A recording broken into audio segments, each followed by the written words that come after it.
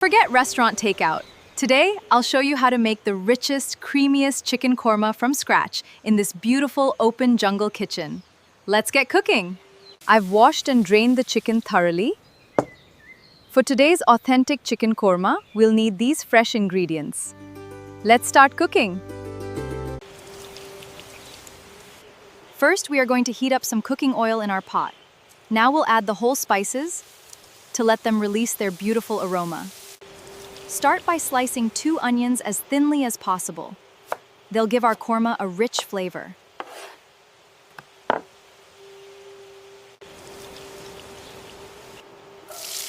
Now, we will fry these sliced onions in the hot oil. We want them to turn a beautiful, crispy golden brown. Now mix the chicken with yogurt and spices.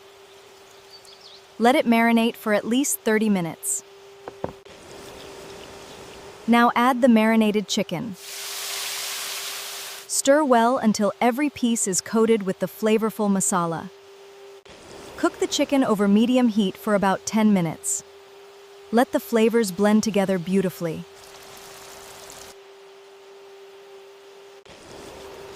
Look at this beautiful color.